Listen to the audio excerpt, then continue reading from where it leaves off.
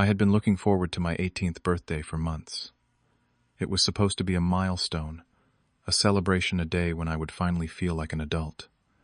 Instead, it became the day my entire world crumbled.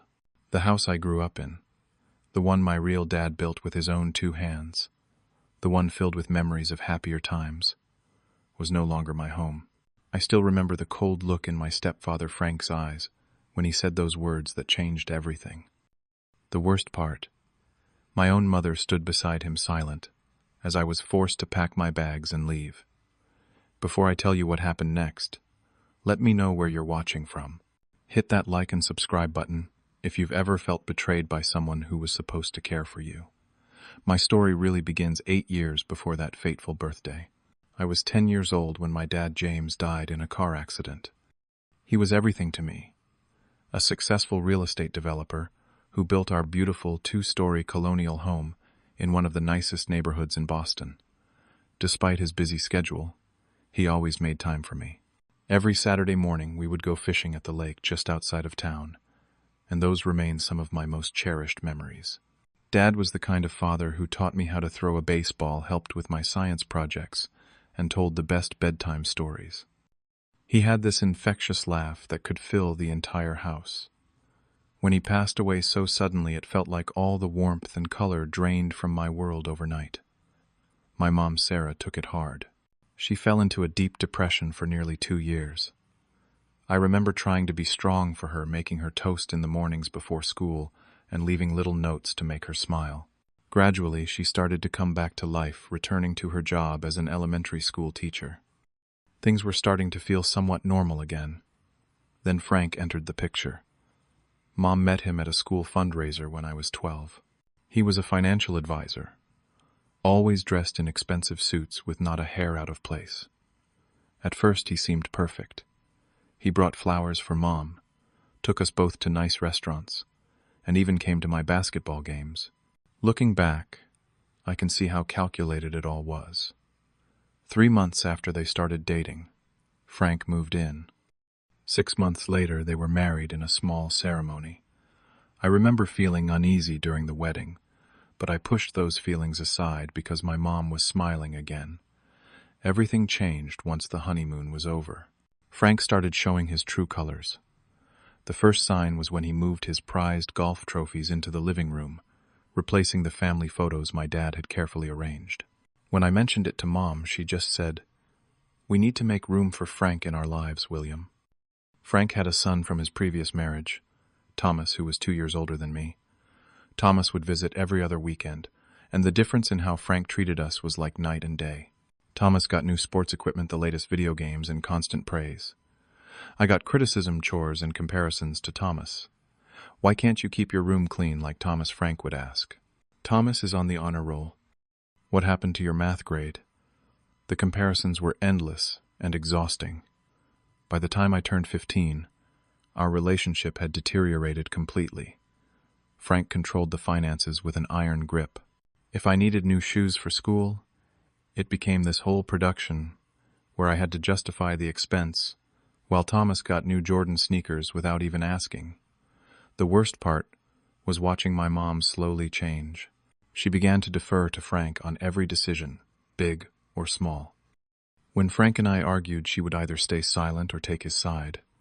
It felt like a betrayal, each time a small cut that never fully healed before the next one came. One particularly painful memory was my 16th birthday. Dad had always made birthdays special with themed parties and thoughtful gifts.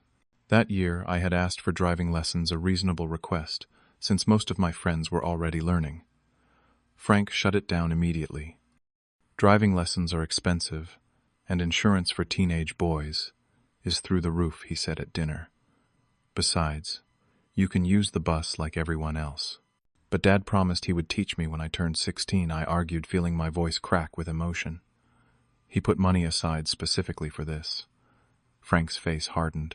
"Well, your father isn't here anymore, is he? And whatever money he left went to maintaining this house and feeding you. You should be grateful for that." Mom just looked down at her plate. Later, she slipped me $50 and whispered, "Maybe next year." That was the moment I realized she would never stand up for me against Frank. Our house became increasingly tense over those 6 years. What once felt like a haven now felt like a prison with Frank as the warden. Still, I clung to the knowledge that this was my father's house. He had built it for us, filled every corner with love. No matter how much Frank tried to erase him, Dad's presence remained in the crown molding he had installed by hand, in the height marks penciled on the kitchen door frame, in the workshop in the basement, where his tools still hung.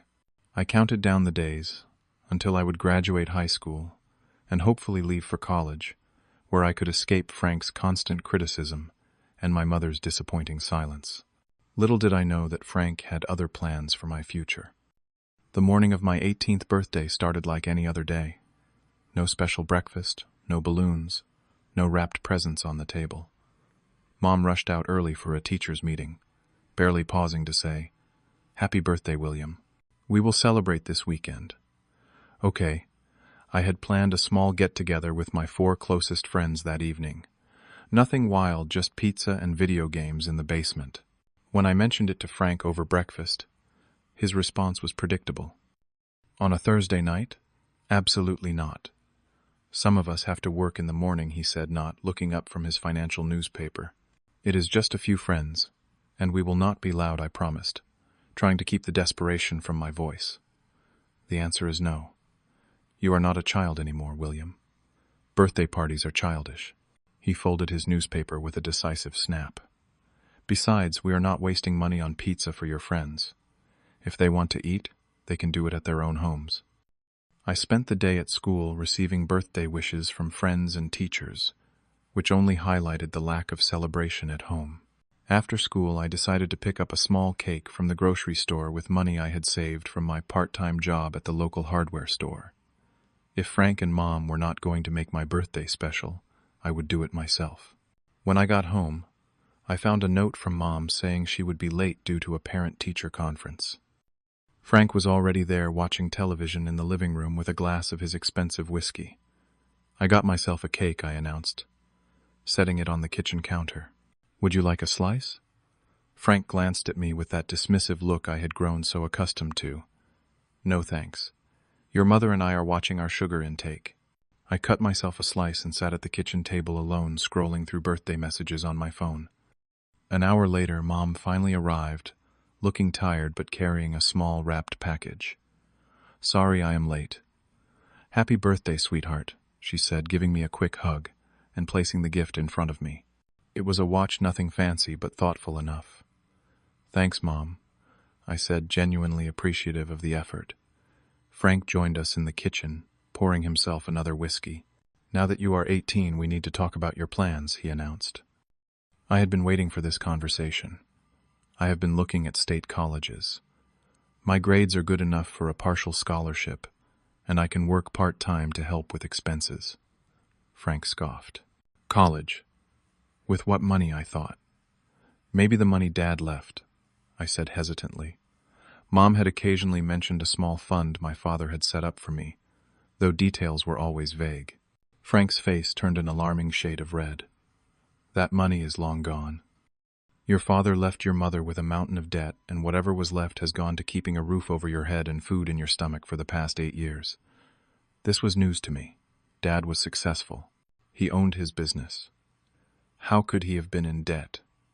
"Do not speak about things you do not understand," Frank snapped. "The point is, if you want to go to college, you will need to figure it out on your own." Mom interjected weakly. "Maybe we could help him with community college at least." "No," Frank said firmly. "In fact, now that William is 18, it is time he learned to stand on his own 2 feet. I have carried this financial burden long enough." I stared at him, not comprehending what he was saying.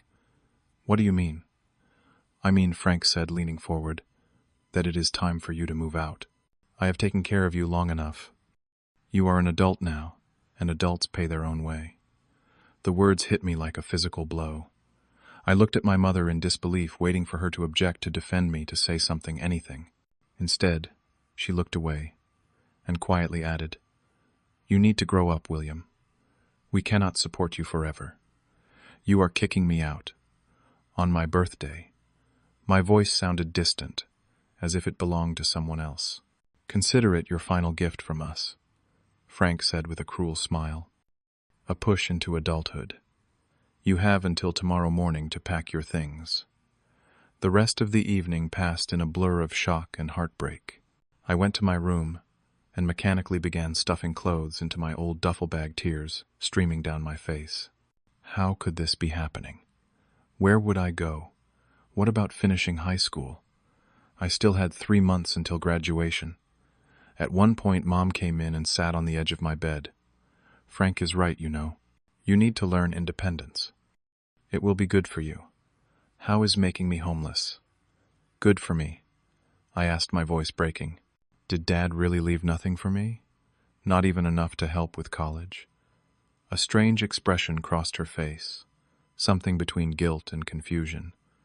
Your father left some money, but Frank has been managing it. There were a lot of expenses, William. She left shortly after, and I continued packing in silent desperation.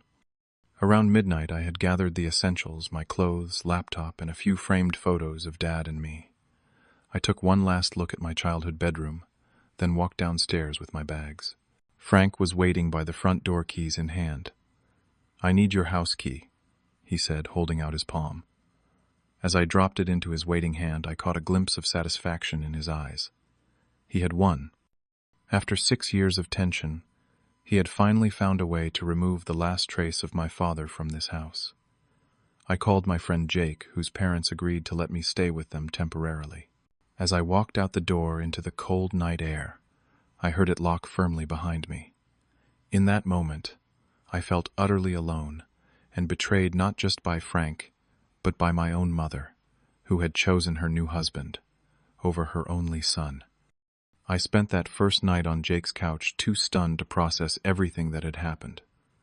Jake's parents were sympathetic, but clearly uncomfortable with the situation. They suggested I speak with the school counselor about housing options for the remainder of the school year. The next morning, I skipped school and started searching through my personal documents that I had grabbed in my hasty packing. I needed my birth certificate and social security card if I was going to look for a full-time job and an apartment. While digging through an old folder, I found a business card for Harold Pierce, attorney at law, with a handwritten note on the back. In my father's handwriting, Harold handles all family matters. Contact in case of emergency. I had vague memories of Harold from my childhood. A tall man with kind eyes, who occasionally came over to sign papers with Dad in his home office. On impulse, I called the number on the card, surprised when he answered personally. Mr. Pierce, you probably do not remember me, but I am William Mitchell, James Mitchell's son. There was a brief pause before his warm voice replied, William, of course I remember you. You must be all grown up now. How can I help you? I explained my situation as objectively as possible, though my voice wavered when I described being kicked out on my birthday. Harold listened silently, and when I finished, he let out a long breath. William, I think you should come to my office immediately. There are some things you need to know. 2 hours later, I sat across from Harold in his downtown office, surrounded by law books and framed certificates. He pulled out a thick file labeled Mitchell Estate and placed it on the desk between us. Your father was very meticulous about his affairs, Harold began. When he realized his business was taking off, he created a comprehensive estate plan to protect you and your mother in case anything happened to him. Harold flipped through the documents until he found what he was looking for. This is your father's will and the trust he established for you. I have been the trustee since his passing, with specific instructions about distributions. He passed me a document pointing to a highlighted section. According to your father's wishes, the family home was to be held in trust for your benefit until you turned 18, at which point ownership would transfer directly to you. Your mother was granted lifetime residence rights, but the house itself was always intended to be yours. I stared at the paper, trying to comprehend what I was reading. Are you saying that I own the house? The house Frank just kicked me out of? Harold nodded grimly. Not only that, but there is a substantial trust fund for your education and initial living expenses after high school. Your father made sure you would be taken care of. But Frank said all the money was gone. That Dad left us with debt.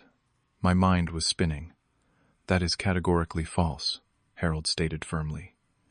Your father's business was debt-free and profitable at the time of his death. The trust has been generating income all these years, which should have been accessible for your care and education. A terrible suspicion formed in my mind. Did Frank know about this? Harold's expression darkened. Frank was made aware of the terms of your father's will, shortly after he married your mother. As your stepfather, he had no legal right to the assets in your trust, but he was informed about its existence and your eventual inheritance of the house. The betrayal cut deep. Frank had known all along that the house would be mine when I turned 18. That explained his rush to get me out exactly on my birthday, his insistence that I leave immediately. What can I do? I asked, anger replacing my earlier despair. As of yesterday, you are the legal owner of that house, Harold said, a hint of satisfaction in his voice. Frank has no right to evict you. In fact, if anyone has the authority to determine who lives there, it is you. Over the next week, with Harold's guidance, I put together a plan. First, we secured all the legal documentation proving my ownership of the property. Then we discovered something even more disturbing. Frank had taken out a second mortgage on the house using fraudulent documents, essentially stealing equity that was rightfully mine. I also learned that the trust fund my father left me contained enough money to cover 4 years at a good university, plus living expenses approximately $300,000 that Frank had been deliberately keeping secret from the Fortit, both my mother and me. With each new discovery, my determination grew. This was not just about reclaiming my home anymore. It was about justice for my father's legacy and intentions. I contacted a real estate attorney who specialized in property disputes to ensure my approach would be legally sound. The attorney confirmed that not only did I have the right to return to my home, but I could legally require Frank to leave, given the fraudulent mortgage and his knowledge of the true ownership arrangement. We prepared the necessary papers, including a formal eviction notice for Frank. I also reached out to the bank that held the fraudulent mortgage, providing evidence that Frank had misrepresented himself as the owner. They were extremely interested in this information and immediately froze the home equity line of credit Frank had opened. Through all of this, I stayed with Jake's family, focusing on finishing my senior year despite the turmoil. I did not contact my mother, though the urge to call her and reveal everything I had learned was sometimes overwhelming. But Harold advised patience. Let us handle this properly, through legal channels, he counseled. That way there can be no question about your rights. By the end of April, everything was in place. The property deed had been officially transferred to my name. The bank had initiated fraud proceedings against Frank, and I had a court order confirming my right to occupy my own home. It was time to confront Frank and reclaim what was rightfully mine. The plan was set for a Sunday morning when I knew both Frank and my mother would be home. I arrived with Harold, the real estate attorney, and a police officer who had agreed to be present to keep the peace. As we pulled up to the house, I felt a strange mix of anxiety and determination. This was the home my father built, where I had grown up, where his memory lived in every corner. I was taking it back. The doorbell rang at precisely 10 o'clock that Sunday morning. I stood on the porch of my own house, flanked by Harold, my attorney, Miss Rodriguez, and Officer Bennett. Through the frosted glass panels, I could see a figure approaching, and then Frank opened the door. His initial expression of annoyance quickly morphed into shock when he saw me standing there with 3 adults in professional attire. William, what is the meaning of this? Good morning, Frank, I said, surprising myself with how steady my voice sounded. I believe we have some business to discuss regarding the ownership of this house. Frank's face flushed. This is ridiculous. You have no right to be here. I will call the police. Officer Bennett stepped forward, displaying his badge. The police are already here, sir. I am Officer Bennett. May we come inside to discuss this matter civilly? Reluctantly, Frank stepped back, allowing us to enter. My mother appeared from the kitchen, her eyes widening at the sight of our group. William, what is going on? Miss Rodriguez spoke first, her tone professional but firm. "Mrs. Davis, I am Emily Rodriguez, representing William Mitchell. We are here because there has been a serious misunderstanding regarding the ownership of this property. We moved to the living room where Harold placed a folder of documents on the coffee table. Mr. Davis, as I believe you were informed shortly after your marriage, this house was held in trust for William until his 18th birthday, at which point ownership would transfer to him. That transfer has now legally occurred." My mother looked bewildered. "What? The house is William's?" She turned to Frank. "Did you know about this?" The color drained from Frank's face, but he quickly recovered. "This is absurd. James left everything to you, Sarah. These people are trying to manipulate your son into taking what is rightfully ours." Harold calmly opened the folder and extracted several documents. "Here is the original will and trust agreement, executed by James Mitchell 8 years ago. Here is the property deed, showing the transfer to William as of his 18th birthday last month." And here he paused, placing another document on top. "Is the acknowledgement form you signed, Mr. Davis, confirming you were informed of these arrangements 6 years ago." My mother snatched the documents, her hands trembling as she read through them. "Frank, did you know the house would go to William? Did you know? And not tell me?" Frank shifted uncomfortably, his confidence faltering. "It was a complicated legal situation. I was protecting you, making sure you had security, by fraudulently mortgaging a house that was not yours, Miss." Rodriguez interjected, placing another document on the table. "The bank is very interested in discussing this second mortgage you took out 3 years ago, claiming to be the owner of the property." My mother looked stricken. "You mortgaged our home without telling me. Where did that money go?" Frank stood abruptly. "This is outrageous.